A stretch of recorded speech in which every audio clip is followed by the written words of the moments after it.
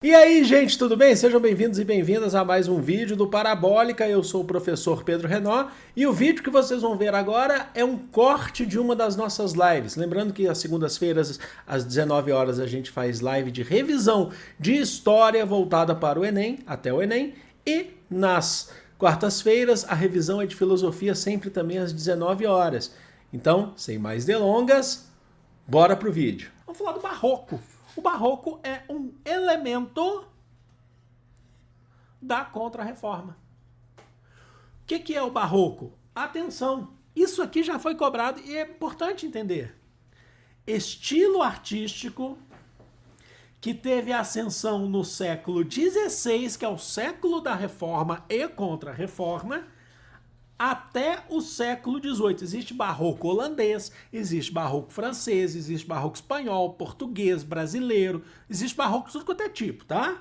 Nem todos são iguais. A gente vai falar aqui do barroco católico, porque existe barroco protestante. Quer um exemplo?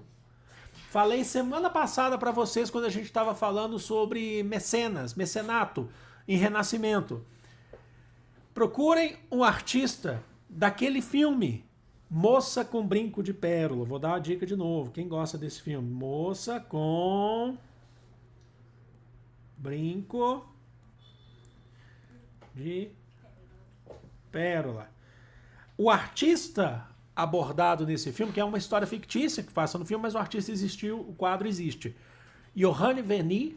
O Johann Vermeer, ele é um artista barroco holandês. E os Países Baixos, né, você tinha tanto católicos quanto protestantes, você tinha judeu também lá, você tinha um monte lá, né? Ele não pintava obras religiosas, o Vermeer.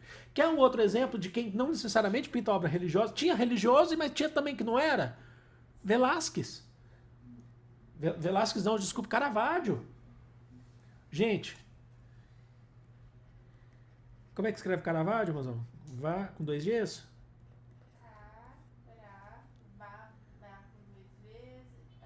Gente, você quer saber o que é obra maravilhosa? Pra vocês entenderem noção de profundidade e contraste, claro e escuro no barroco, vai ver obra de Caravaggio. É barroco Caravaggio. Tá? Mas vamos lá. Eu ia falar o Velázquez era, até confundi esses dias, falando com você. Velázquez era da coroa espanhola. Vamos lá, gente, vamos lá, segue comigo aqui.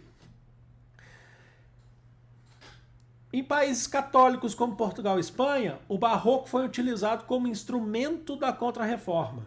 Então vocês vão ver, eu vou passar imagens para vocês, 3 imagens só para a gente não ir tão longe assim, mas fica a dica para vocês procurarem. Culto à morte.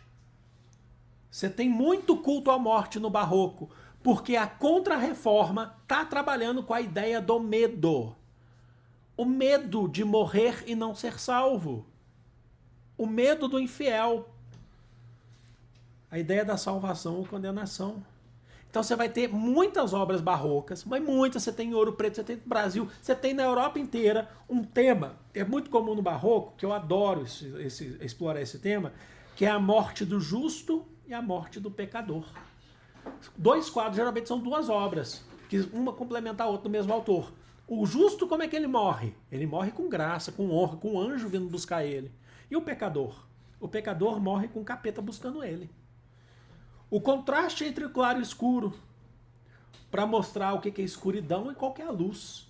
O barroco, então, foi utilizado como instrumento pela Igreja Católica. Exemplos, a morte do justo e do pecador, se eu não me engano, essa está em Ouro Preto, eu fico devendo nessa ao autor para vocês. O justo morre, olha os anjos, olha a asa, vindo buscar. Não deu para ver direito aqui, mas embaixo tem um capeta, tem um demônio, na verdade, um capeta. Tem um demônio aqui se lamentando que não conseguiu levar o justo. Aqui embaixo tem um demônio que está assim, não tô conseguindo. Foi justo. Morreu de acordo com a igreja. A morte do justo. Aí do outro lado você tem a morte do pecador. Olha lá, a alma está indo, mas o corpo está sendo levado. Assim, não vai não. A alma quer sair, mas o demônio não deixa. Olha aqui embaixo. E o padre está lá, fazendo a unção dos enfermos. Ou né? É o Roberto Justus, exatamente. O Roberto Justus, na verdade, é a morte do pecador, né? Porque o cara chato. Mas vamos lá. Vocês compreenderam? Então, ó, a morte do justo e a morte do pecador. O que mais? Aqui a gente tem um Cristo. Eu tentei achar um Cristo espanhol para vocês, porque o Cristo espanhol tem muito mais... Ele é mais expressivo, mas eu não achei. Mas tá aqui o aleijadinho. Esse Cristo está em Congonhas, né? Cidade histórica, Congonha do Campo. Cidade histórica mineira, tá ali pertinho de Barbacena, né? Tá chegando ali em Caratinga. Tá indo pra Caratinga ali. Vai estar lá o Cristo. A ideia da expressão, tá? Eu vou falar uma coisa para vocês. Para quem tiver condições, tiver oportunidade, vá um dia para Ouro Preto. Assim, Ouro Preto é uma cidade que eu fiquei um pouco cansado, porque eu já fui bastante já, né? Ah, você já viu tudo, né? Porque às vezes fica cansado mesmo, tá? É isso. Mas lá tem um Museu da Inconfidência, logo na Praça Tiradentes. E lá tem obras de Aleijadinho e outros autores, arte sacra. É muita coisa. Você entra, acho que são 2 ou 3 andares, era a antiga Câmara Municipal de Ouro Preto, né? Mas é gigantesco, tá? Tem um amigo que trabalhou lá, inclusive, né? Eu sou de Belo Horizonte. Mas enfim, é ali pertinho, então a gente ia bastante. Aí quando você chega lá no Museu da Inconfidência, você tá andando, de repente você tá com a turma que vai para outro canto, e as salas lá são muito grandes. Você se vê no meio de um monte de arte sacra, de obra, do Aleijadinho e de outros. O Aleijadinho tem essa característica do olho puxadinho. Isso inclusive tem influência de Macau na China, mas não é o caso da gente falar isso agora. Você começa a olhar para aquilo, aquele tanto de obra sacra gigantesca, tá? Grande, tá? Do teu tamanho real. Você olha para trás, não tem ninguém com você, é aquele silêncio no Museu da Inconfidência. Meu irmão, para esses bichos darem uma piscadinha pra você, é 2 pulos. Meu irmão, eu cago de medo, mas eu cago.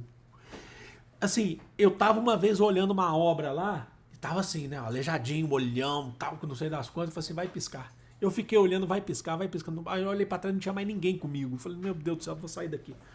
Meu irmão, o que você colocou aí, mozão? Não, eu falei pra eles guardarem esse link com esse nome aí, que daqui a 5 você... O aleijadinho? Sobre aleijadinho, eu vou falar É. sobre essa pintura. E eu vou dar o segundo testemunho. A matriz de Ouro Preto se chama Pilar. Da Igreja do Pilar. Matriz do Pilar. A matriz de Ouro Preto está lá embaixo, tá? Ela não é no alto. A matriz de Ouro Preto é a segunda igreja com mais ouro no Brasil.